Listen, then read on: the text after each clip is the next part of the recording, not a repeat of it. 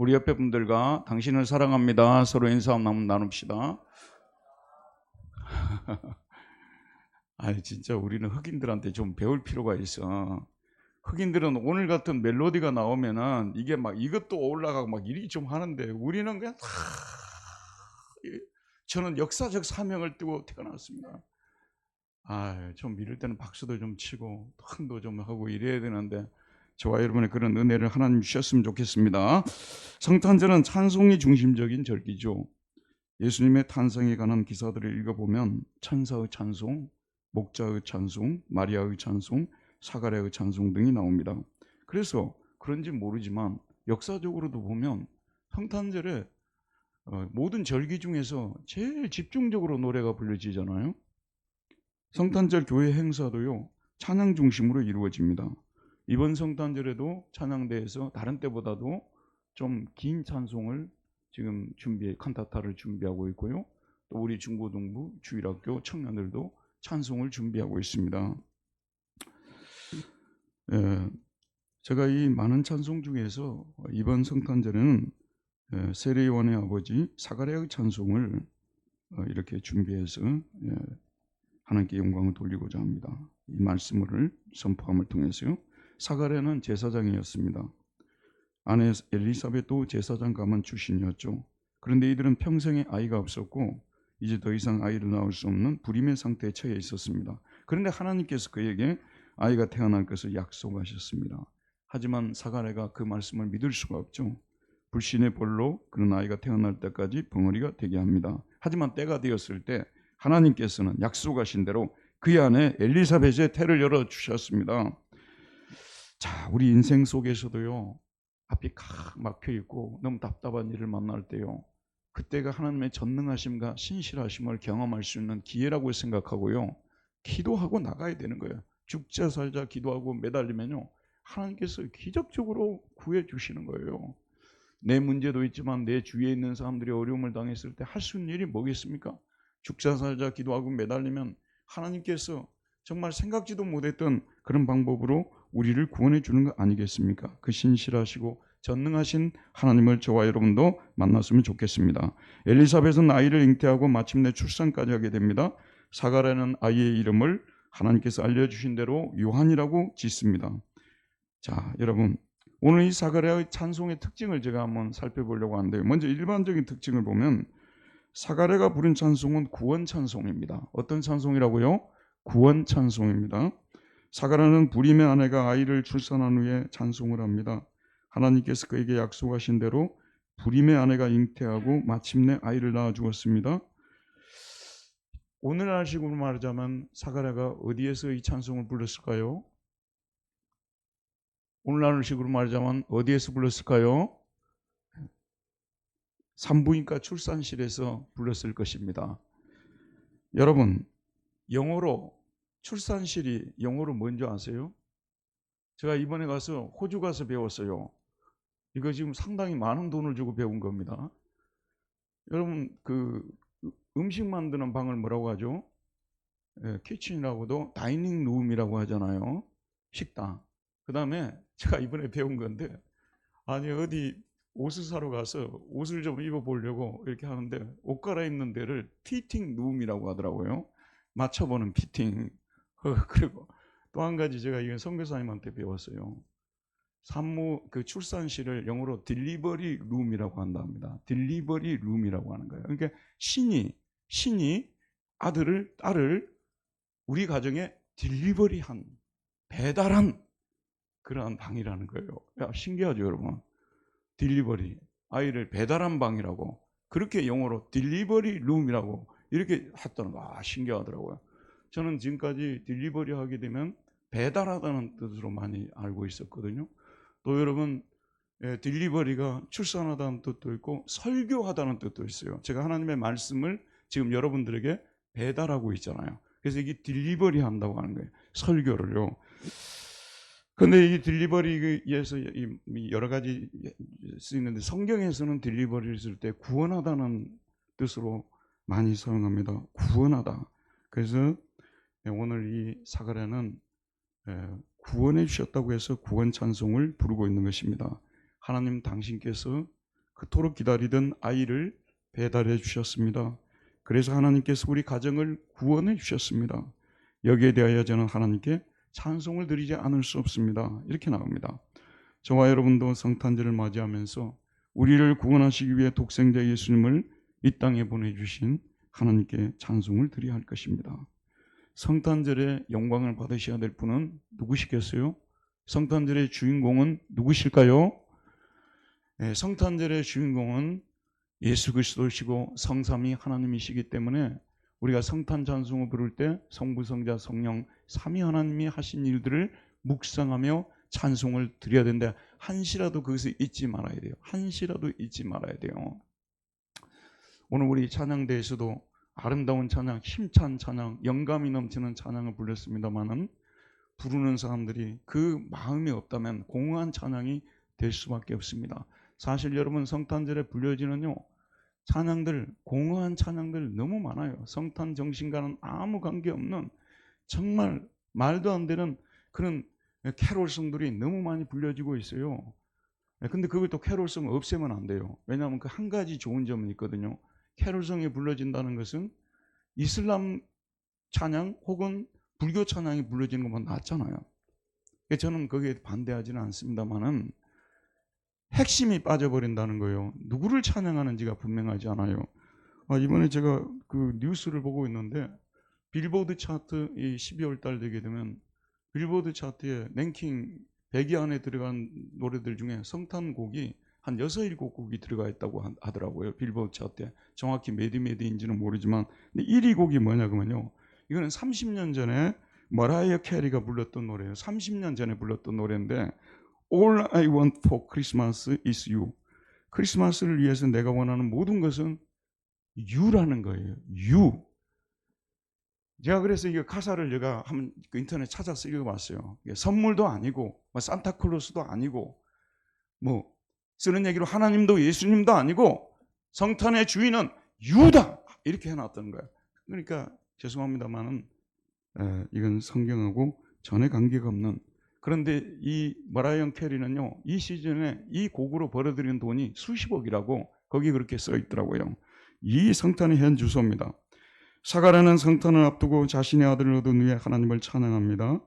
그는 자신의 아들도 기적으로 세상에 보내신 하나님께서 조금 있다가 먼저 세례 요한이 출생하잖아요. 조금 있다가 마리아의 태를 통해서 예수님이 태어날 것을 내다보면서 예수님께서 어떤 구원자가 되실지에 대해서 그리고 자신의 아들 요한이 어떤 역할을 할지에 대해서 이 찬송을 통해서 드러내고 있습니다. 우리 역시 성탄절을 맞이하면서 우리를 구원해 주시기 위해서 그 아들을 보내신 하나님 아버지께 구원 찬송을 드려야 될 줄 믿습니다. 사람의 몸을 입고 이 땅에 오신 예수님께 나를 구원해 주신 주님 찬양합니다. 삼위 하나님 찬양합니다. 이런 찬양을 불러야 되나? 첫 번째 구원 찬송이요. 두 번째 성령으로 부르는 찬송입니다. 여러분 오늘 말씀해 보게 되면 그 붙인 사가랴가 성령의 충만함을 입으라고 했는데 보통 인간의 영감으로 부르는 노래들이 있어요. 아까 캐롤송 같은 거 머라이어 캐리가 부른 그런 거는 인간의 영감으로 만든 곡들 아니겠습니까? 그런데 오늘 사가랴를 통해서 흘러나오는 이 노래는요 성령의 영감으로 부르는 거예요.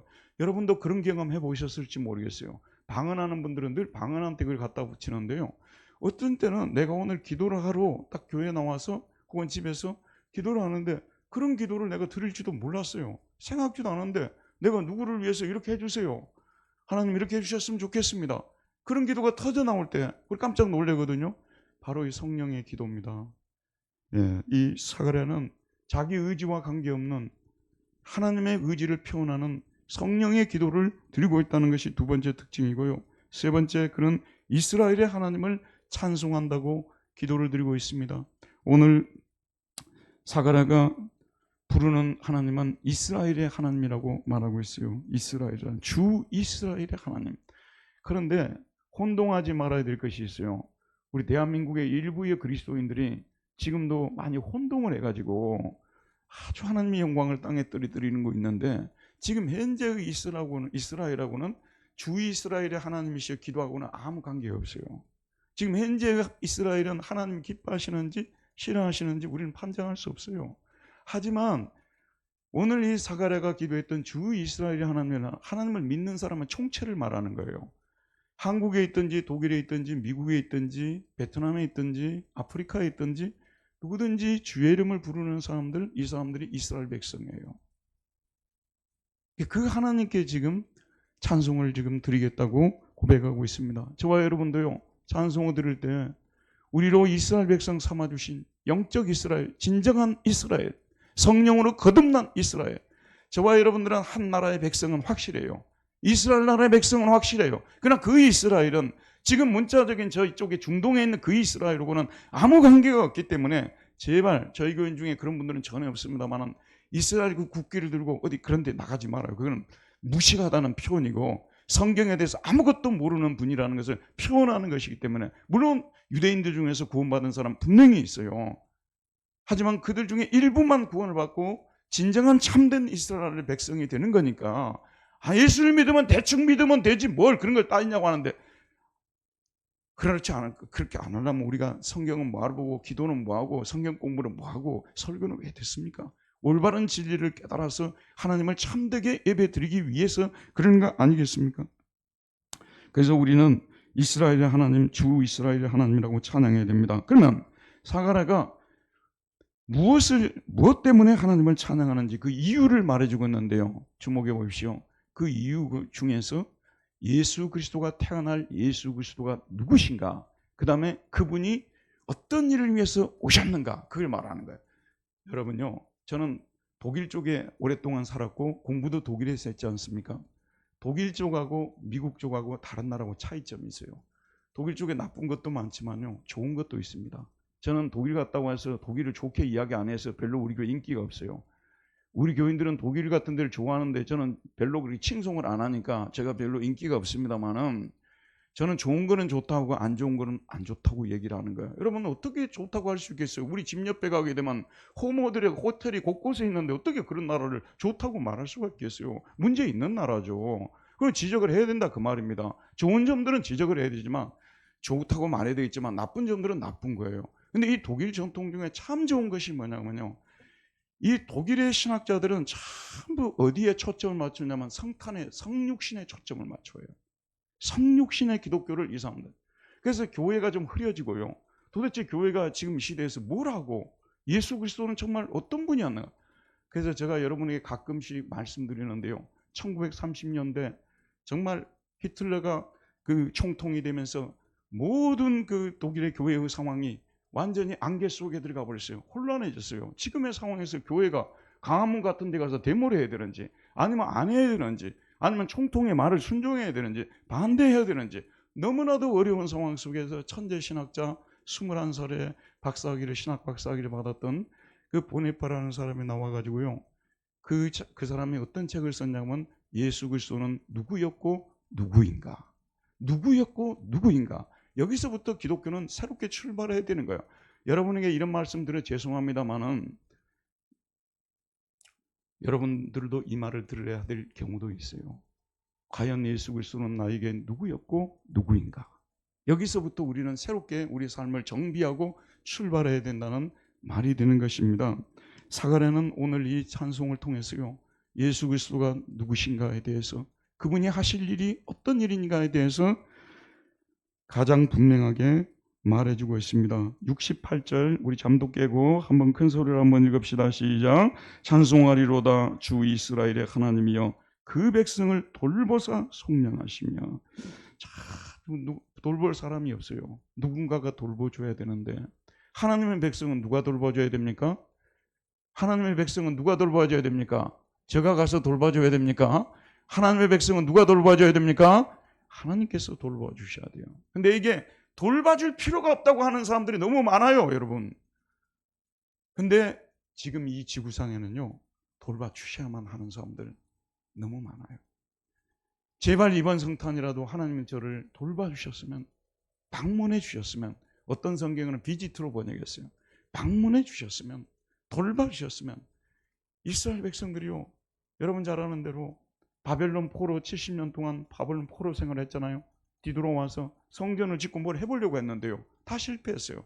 그러다가 나중에는 너무 많이 속국으로 떨어져 버렸죠. 그래서 400년 동안이나 계시도 주어지지 않고 그토록 기다리던 메시아도 오시지 않고 하나님이 돌봐주질 않는 거예요. 비지트를 하지 않는 거예요. 그래서 이스라엘 백성들의 소망이 뭐냐면 메시아에 대한 기대예요. 속히 좀 오셔서 우리를 구원해 주셨으면 좋겠습니다. 돌봐주셨으면 좋겠습니다. 방문해 주셨으면 좋겠습니다. 그런데 오늘 사가랴가 자기 의지가 아니라니까 자기가 갑자기 그런 노래가 나오는 거예요. 하나님이 우리를 돌보시고 속량해 주셨다는 찬송이 탁 터져 나오는 거예요. 신기하죠, 여러분? 우리도 매번 그러지는 않아요.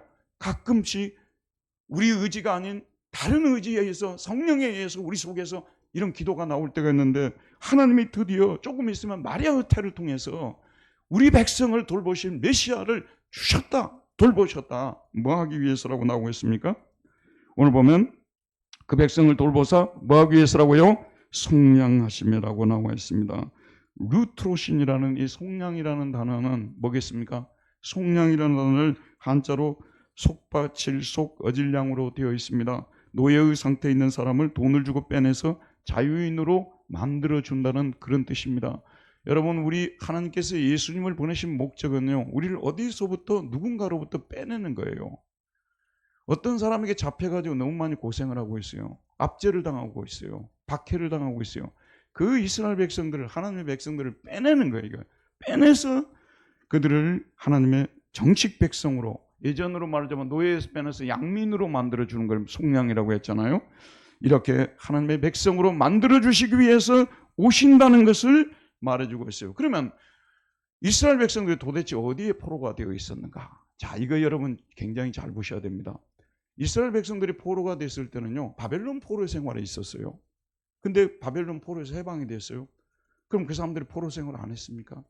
끝까지 그들을 따라다니면서 괴롭혔던 것이 뭐냐면 탐욕이라는 죄, 교만이라는 죄, 우상숭배의 죄, 이런 것들이 결국은 죄라고 말할 수가 있었죠. 그들은 결국은요, 바벨론 포로로부터 해방이 되었습니다. 그 뒤로는 포로된 적이 없는 게 아니라 여전히 죄의 포로, 죄 때문에 우리를 괴롭히는 마귀의 포로가 되어서 고생하며 신음하고 살았다는 거예요. 문제의 본질. 우리 예수 믿는 분들요, 제가 이런 얘기를 하게 되면 목사님 같은 얘기 너무 많이 반복하는 거 아니에요? 그런데요, 너무 많은 사람들이 자기 안에 있는 죄의 핵폭탄 같은 가공할 만한 악한 역사에 대해서요, 눈이 멀어져 있어요. 아주 블라인드예요. 여러분, 저기 블라인드 쳐졌잖아요. 저 블라인드 쳐지니까 아무것도 안 보이잖아요. 여러분, 마귀가 우리 안에 블라인드를 쳐버려가지고요, 자기가 얼마나 무서운 죄인인가에 대해서 너무 많은 성도들이 모르고 있어요. 참 안타깝습니다. 다만 아는 분들이 복을 받았다고 말할 수 있는 것이고요. 죄가 우리 안에 들어오면요, 마귀는 그 죄를 통해서 우리를 계속 괴롭히는 거예요. 회개해서, 예수의 이름으로 회개해서 자유함을 얻을 때까지 우리는 죄의 신음 속에서, 죄의 압제 속에서 고통당하면서 사는 것인데, 바로 이 문제가 본질적인 문제라고 생각하고 하나님이 이 문제를 해결하기 위해서 예수님을 이 땅에 보내서 우리를 죄로부터 해방시키고 마귀로부터 해방을 시켰는데, 나는 여러분에게 이런 말씀 드리고 싶어요. 제가 언제 이곳을 떠날지는 모르지만요, 여러분 진짜 좀 영적인 그리스도인들이 되었으면 좋겠어요. 교회의 성장주의 하는 분들이 있잖아요.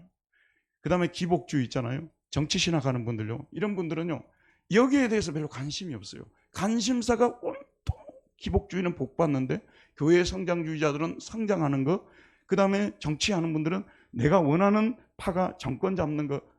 그렇기 때문에 이런 성경 구절을요, 유심히 보지를 않아요. 진짜 예수님이 이 땅에 왜 오신, 보네퍼라는 사람이, 그 천재가 왜 그런 얘기를 했겠어요? 할 일이 없어 그런 얘기를 했겠어요? 우리 강화문에서 히틀러한테 반대 데모하자 그랬겠어요? 그럴 사람 아니에요, 여러분? 그랬다고 생각하는 분인데요, 독일 알렉산더 광장에서 보네퍼가 광장에 한 번도 가본 적도 없고 모인 적도 없어요. 여러분 똑바로 아셔야 됩니다. 알려면 똑바로 알아야지, 모르고 아는 체 하면 안 되는 거예요. 진짜 무서운 죄가 뭐냐면요, 그 히틀러의 그 말도 안 되는 거기에 그것에 추종하고 만세를 부르는 우리 안에는 제약성을 지적을 하게 된 거예요. 그게 문제예요. 그게요. 지금도 보세요. 어떤 집에 대해서 그 정책이 나오지 않습니까? 어떤 사람은요, 만세를 불러요. 더 돈을 많이 벌을 수 있는, 심지어는 그 속에 그리스도인도 있다는 거죠. 그 만세 부리고자 하는 그 마음을 우리 예수님이 이 땅에서 제하고 그 죄를 죽이고 그걸 이용해서 수많은 영혼을 괴롭히는 원수 마귀를 짓밟고 승리하시기 위해서 이 땅에 오셨다는 것. 그래서 오늘 속량이라는 뜻은 죄와 마귀의 손으로부터 우리를 풀어주는 것을 말합니다. 두 번째, 사가랴 찬송 두 번째 부분입니다. 하나님께서 다윗의 집에 구원의 뿔을 이르셨기 때문입니다. 69절 다시 한번 우리 큰 소리로 읽어보도록 합시다. 시작. 우리를 위하여 구원의 뿔을 그 종 다윗의 집에 일으키셨으니, 우리를 위하여 구원의 뿔을 그 종 다윗의 집에 일으키셨으니. 우리는요, 자주자주 약속한 것을 잊어버리는 경우가 많아요. 기억도 못하는 경우가 많아요. 저 경우도 가끔씩 그런 일이 발생합니다. 말을 해놓고 그런 말을 했냐고 기억도 못하는 경우들이 있어요. 근데 우리 하나님은요, 기억을 못하는 일이 없습니다. 하신 약속을 반드시 기억합니다. 여러분, 하나님께서는 다윗과요, 사무엘하 7장에서 네 후손을 통해서 다윗 왕국을 재건하고 다윗 왕국 하나님의 왕국의 전신 아니에요. 하나님의 왕국을 이 땅에 세우겠다. 사무엘하 7장에서 약속을 하셨어요. 다윗은 그 약속을 믿고 죽었고요. 후손들은 그 약속을 기억지도 못했을 수도 있어요. 그러나 하나님께서는 다윗과 한 그 약속을 지키기 위해서 그 약속을 기억하고 우리를 위하여 구원의 뿔을 그 종 다윗의 집에 일으켰다고 말하고 있습니다. 그 다음에 이것은 주께서 예로부터 거룩한 선지자의 입으로 말씀하신 바와 같이, 이 말은 뭐냐면요, 다윗은 특별한 사람이에요. 그래서 우리가 족보를 말할 때 아브라함과 다윗과 예수 그리스도의 족보라고 마태복음 1장 1절에 나오지 않습니까? 하나님께서 구체적으로 유다지파 다윗의 후손에서 메시아가 오셔서 그를 통해서 죄와 마귀와 죽음으로부터 건져주신다고 약속하고 이 땅에 하나님 나라를 세울 것을 약속하셨는데 다윗이 죽어버렸어요. 그럼 누가 그 얘기를 계속 얘기해 줘야 되겠어요? 누가 그 얘기를 계속 해줘야 되겠습니까? 그 얘기를 잊어버리지 말게 상기시켜주고 계속 얘기해주는 사람이 나와야 되잖아요. 그 사람들이 누구라고요? 그 사람이 누구라고요? 오늘 말씀에 보면 거룩한 누구라고요? 선지자들. 요나라든지 또는 호세아라든지 또는 이사야라든지 에레미야라든지 말라기라든지 이런 선지자들을 통해서 계속해서 다윗에게 했던 그 약속을 계속 기억나게 하는 거예요. 상기시켜주고, 우리가 지금 현재는 로마의 압제에 있고 우리가 지금 현재 헬라인들에게 무시하다는 소리 듣고 그렇게 살아가고 있지만 우리의 메시아가 오게 되면 우리를 이방인의 압제에서 건질 것입니다. 하나님은 다윗에게 그 약속을 주셨습니다. 여러분, 이 약속이 있으니까요, 절대 흔들리지 말고 잊지 마시기를 바랍니다. 그 약속을 계속해서 상기시켜 주었어요. 여러분, 지금 교회가 존재하는 목적은 무엇입니까? 바로 이 약속을 여러분에게 계속 상기시켜 주기 위해서 그래요. 일단 예수님께서 오셔서 이 약속을 성취하셨습니다. 그러나 완전한 성취는 아니에요. 마지막 날 최종적으로 하나님의 나라가 이 땅에 세워지는 완성된 시대가 도래한다는 것, 그때까지 우리는 많은 시련을 당할 것이지만 이 약속을 믿고 인내합시다. 반드시 예수님은 다시 오십니다. 우리를 구원해 주십니다. 산자와 죽은 자를 심판하러 다시 오십니다.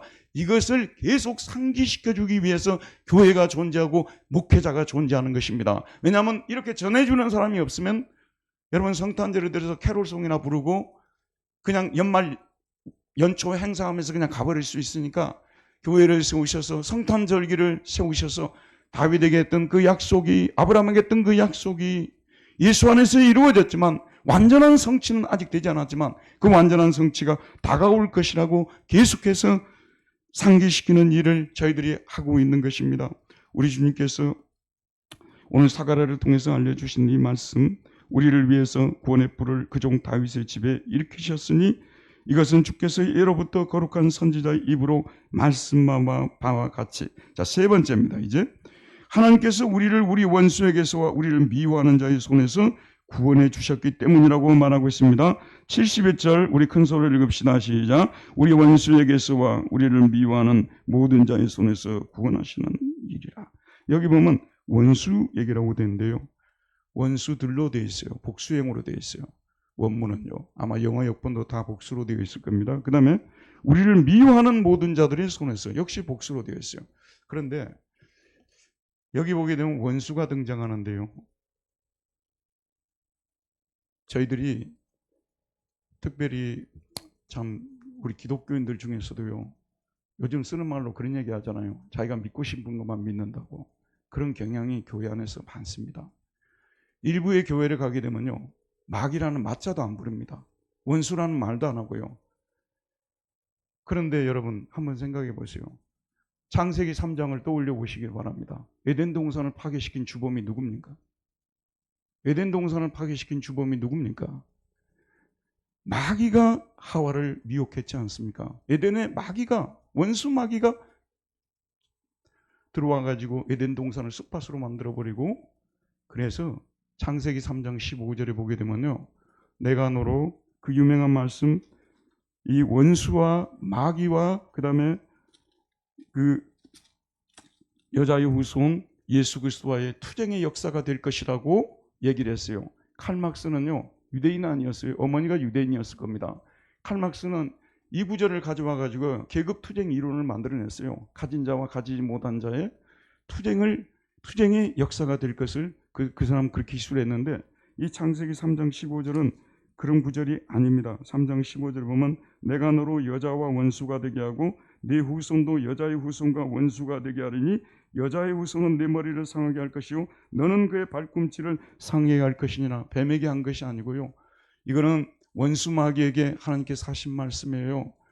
자, 여러분, 에덴을 파괴시킨 그 주범은요, 예수님께서 40일 동안 금식하고 광야에서 금식하고 나왔을 때요, 얼마나 무서운 존재냐 그러면요, 예수님 앞에 딱 나타나 가지고요 3가지 시험을 한 사람이요, 존재예요, 여러분.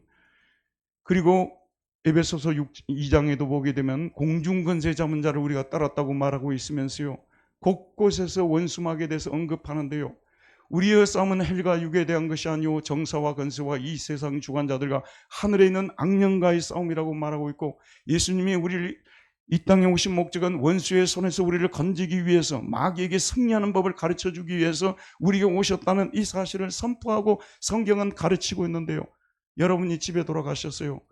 여러분의 입에서 마귀라는 말이 1년에 몇 번이나 나오는지 한번 생각해 보시나.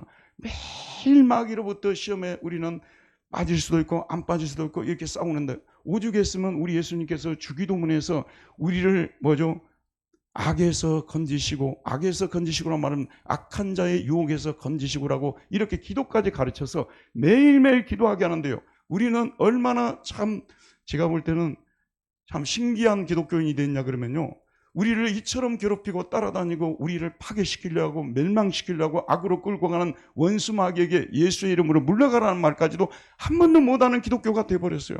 저는 참 신기합니다. 이 상황을 고칠 수 있는 분은 하나님밖에 없고 제가 어떻게 고칠 수 있겠어요? 다만 저는 이런 사실을 여러분에게 좀 알려주고요, 여기 앉아있는 분들이 오늘은 거룩한 사람으로 하나님께 경배드렸다고요, 내일 아침에는요 엉망진창이 될 수 있는 사람들. 왜? 원수 마귀가 있기 때문에, 시험에 들기 때문에, 유혹에 빠지기 때문에 그럴 수 있다는 것을 우리는 생각하고 항상 원수를 대적하고 승리해야 되는, 그러라고 예수님께서 사람의 몸을 입고 이 땅에 오셔서 그의 피값을 지불하시고 죄로부터 건져내시고 죄를 가지고 장난을 치는 원수로부터 우리를 구원해 주셨는데, 이 사실을 모르고 성탄절 백날을 100번의 성탄절, 1000번의 성탄절을 지낸들 무슨 소용이 있겠어요? 오늘 사가랴의 입을 통해서 성령께서 말씀하고 있습니다. 우리 원수에게서와 우리를 미워하는 모든 자의 손에서 구원하시는 일이라고 말하고 있습니다. 그 다음에 4번째 뭐라고 말씀하고 있습니까?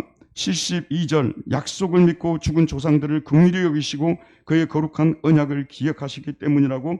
72절과 73절 우리 다 돼갑니다. 한 번 더 읽읍시다. 시작. 우리 조상을 긍휼히 여기시며 그 거룩한 언약을 기억하셨으니 곧 우리 조상 아브라함에게 하신 맹세라. 우리 조상을 긍휼히 여기셨어요. 정말 하나님의 백성들은 불쌍한 그런 인생살이를 했던 분입니다.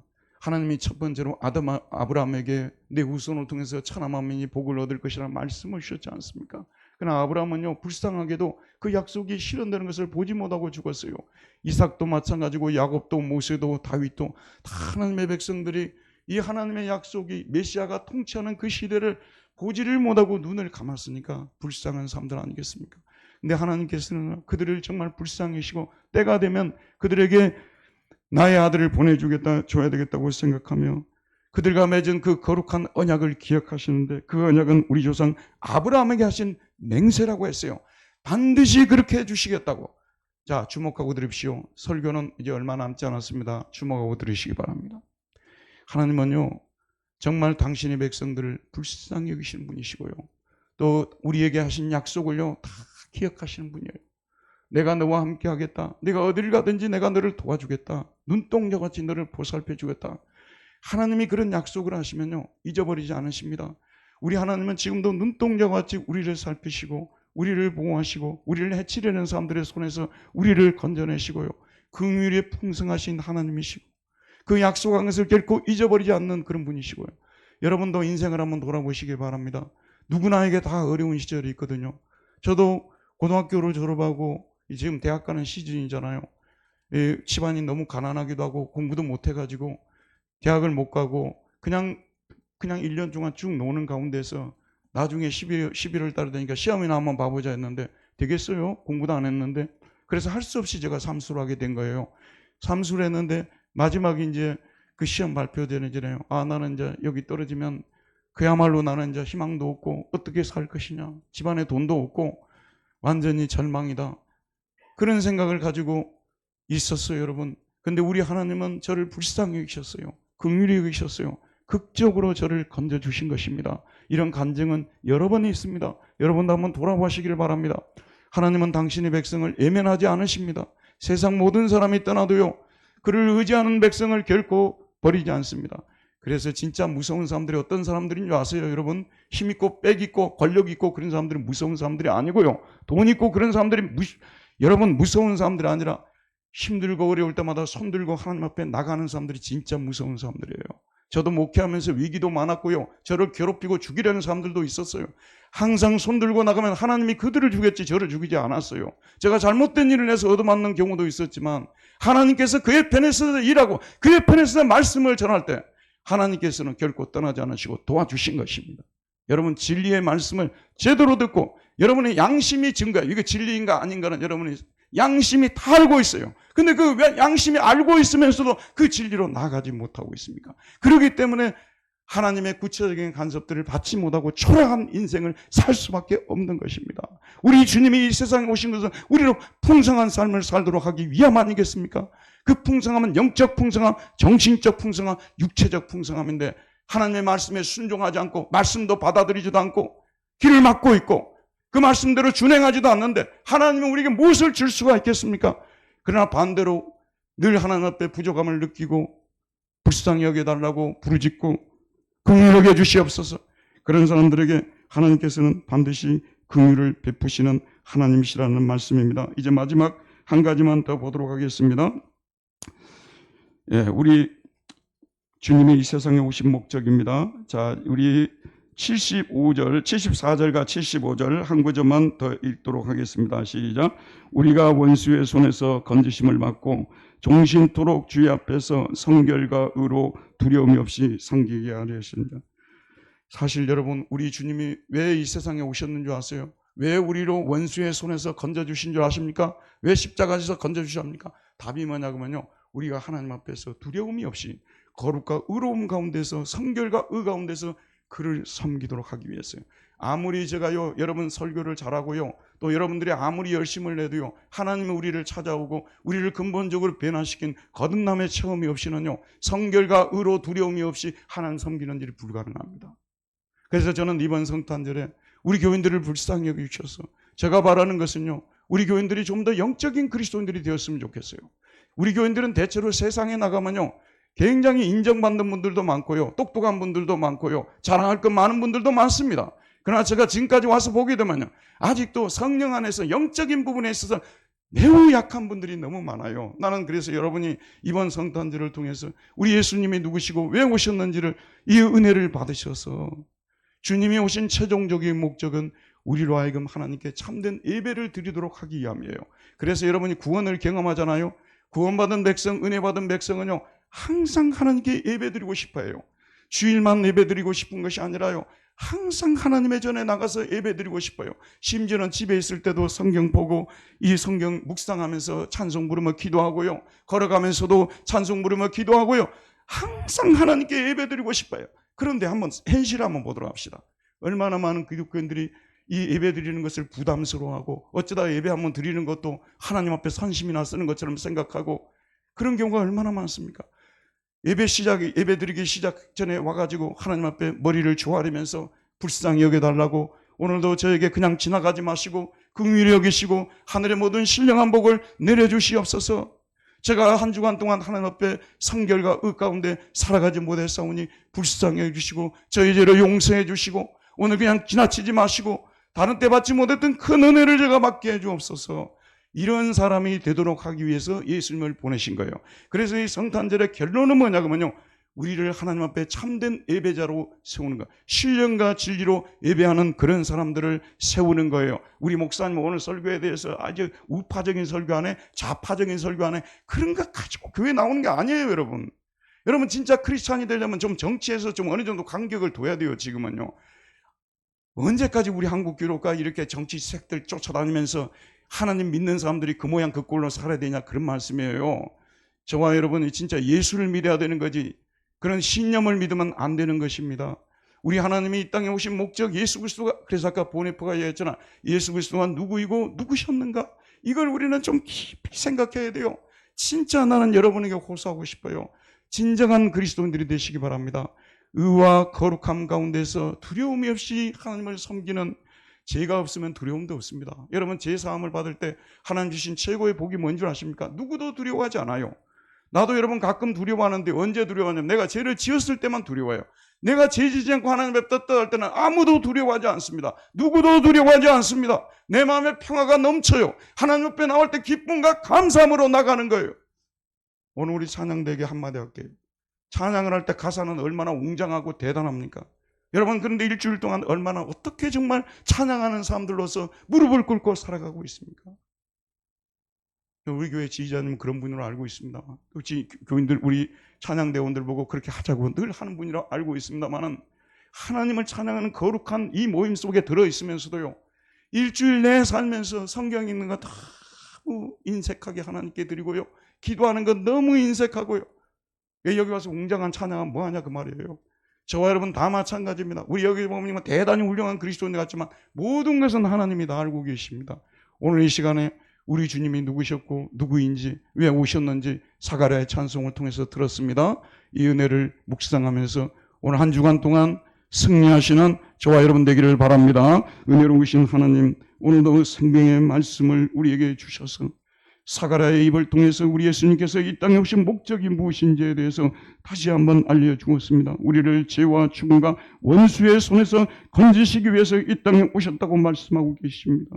이와 우리 아버지 우리를 긍휼히 여기셔서 그 언약을 기억해서 우리를 구원해 주신 것은 우리 마음이 새롭게 변화돼서 두려움 없이 성결과 의 가운데서 하나님을 섬기도록 하기 위함이라는 것을 생각하면서 맹목적인 크리스찬들이 되지 말게 해주시고 진실한 크리스찬들이 되게 해주시고, 남의 눈에는 들보는 보면서 내 눈에 티는 보지 못하는 어리석은 그리스도인들이 되지 말게 해주시고, 세상의 모든 사람들보다 내가 가장 흉악한 죄인이라는 것을 고백할 줄 아는 그리스도인들이 되게 해주시기를 기도합니다. 사람을 만날 때마다 내가 당신보다 더 많은 죄를 짓고 사는 사람입니다. 나를 불쌍히 여기시고 내가 당신 앞에 이선적으로 행할 때가 너무나 많았습니다. 나는 진실하지 못한 그리스도인입니다. 고백할 줄 아는 그리스도인들이 되게 해주시기를 기도합니다. 살아계신 우리 아버지, 우리 분당교회 교회를 불쌍히 해주시어서 이제라도 좀 성령으로 거듭나 영적으로 하나님을 섬기는 우리 교회가 되도록 은혜를 베풀어 주시기를 기도합니다. 함께 하심을 믿사옵고 예수님 이름으로 기도하였습니다. 아멘.